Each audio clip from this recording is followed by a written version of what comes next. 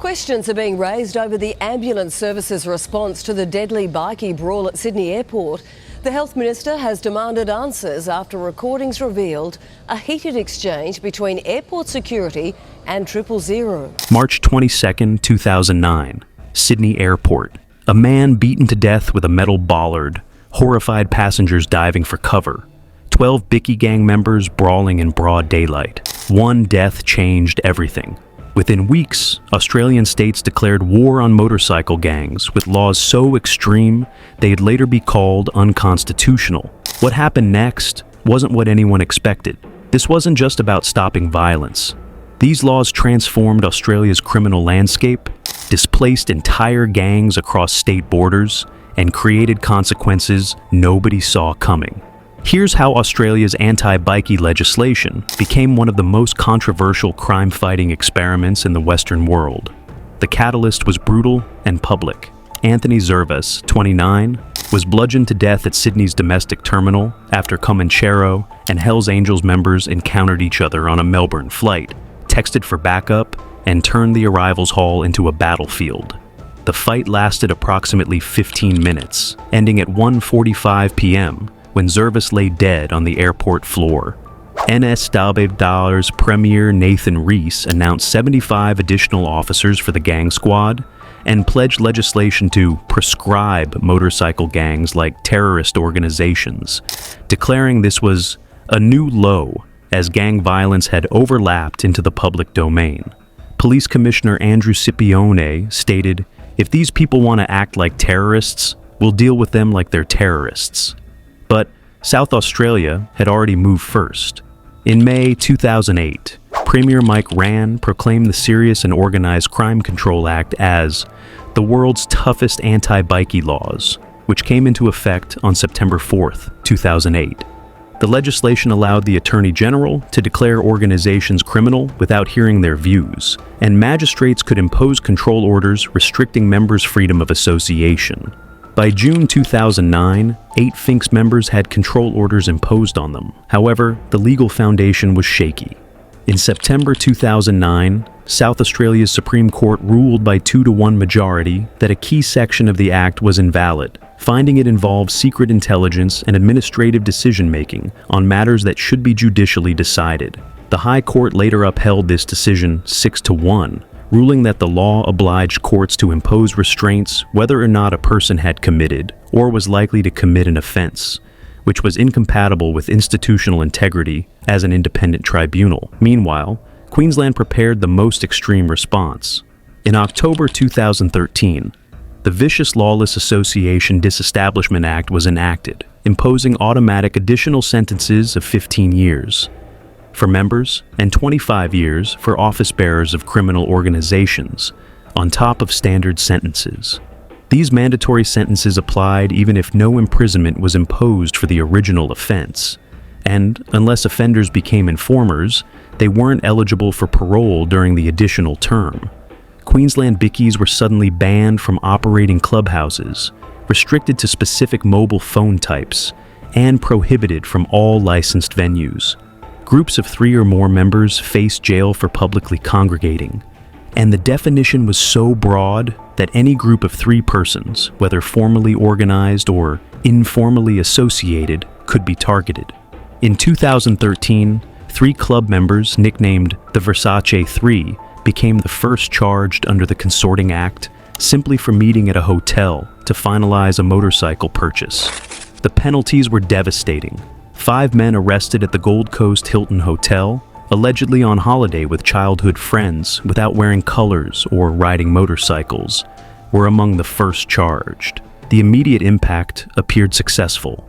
Queensland Police Minister Mark Ryan reported that consorting warnings increased from 230 in 2016 to 17 to 570 in 2017 to 18. However, beneath the surface, something unexpected was happening. Queensland members were forced to move to states like Victoria to maintain relationships, as interstate rides were reduced to nostalgic memories, and motorcycle culture transformed from freedom-loving enthusiasts into street gang culture. Associate Professor Mark Laux explained that when Campbell Newman introduced tough Queensland legislation, many violent Bikies left and moved to South Australia and Victoria, creating displacement rather than elimination.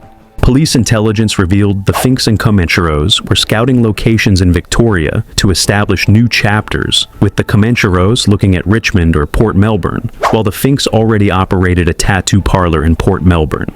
Victoria became attractive precisely because it lacked the harsh laws other states had adopted. The effectiveness question became troubling. Overall, 202 individuals were charged as vicious lawless associates under the VLAD Act, but only 36 were identified as outlaw motorcycle gang members or associates, just 17.8%. After 2 years, no successful convictions occurred under criminal association provisions, and only a 4% reduction in Bikie membership was achieved. As of January 2016, Queensland's war resulted in 2,573 offenders arrested on 8,582 charges, yet only 20 Bikie members were charged under mandatory sentencing provisions, approximately 0.7%.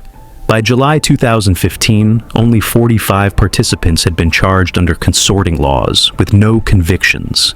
Former detective and criminology professor Terry Goldsworthy provided damning analysis.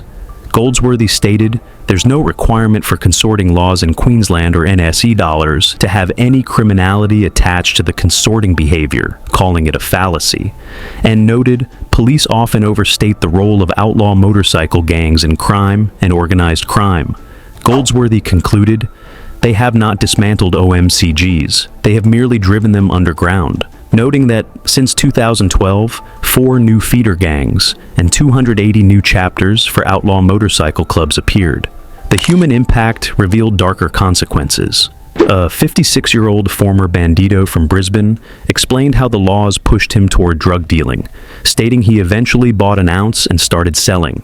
Members remortgaged homes to acquire bail and sold motorcycles to pay legal fees. The laws radically transformed Bikie culture, as what was originally centered around motorcycle culture and freedom became an offshoot of street gang culture, with bikies turning from guys who liked bikes into guys who liked easy money. The constitutional challenges continued.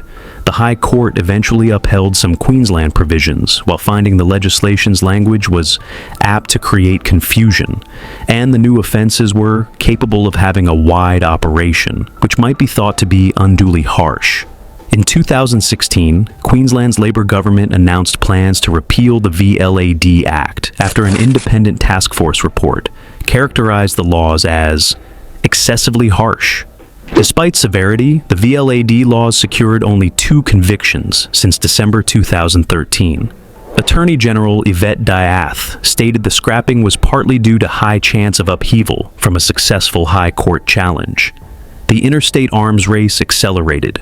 Associate Professor Lausches explained that if motorcycle groups move state to state, as one state creates tougher laws, other states must respond or become victims, describing it as a poker game where you must match or exceed the bid. Western Australia's criminal law, unlawful consorting and prohibited insignia, Act 2021 made it illegal for club members to display colors, tattoos, and insignia in public, with maximum penalties of 12 months imprisonment. Consorting notices remained in effect for 3 years, and consorting with named offenders on 2 or more occasions became a crime with a maximum 5-year penalty. By 2025, the legacy remains complex. The laws achieve visibility reduction, but failed to eliminate organized crime. A Queensland task force reviewing the laws recognized that Bikies are just a small part of the organized crime problem, and laws must deal with groups beyond just bikies. The nature of organized crime had become more fluid, outpacing legislation designed for rigid structures. Australia's anti-bikey laws became a cautionary tale. Born from genuine horror at public violence, they created a legal framework that displaced rather than destroyed, radicalized rather than reformed, and swept up hundreds of non-gang members while missing their primary targets. The Sydney Airport brawl sparked legislation so extreme it challenged constitutional boundaries. Yet, the fundamental problem persisted. The bikies adapted, moved, and evolved. The laws that promised to crush them instead transformed them into something more dangerous, less visible, more sophisticated, and deeply underground. Sometimes the cure creates problems worse than the disease.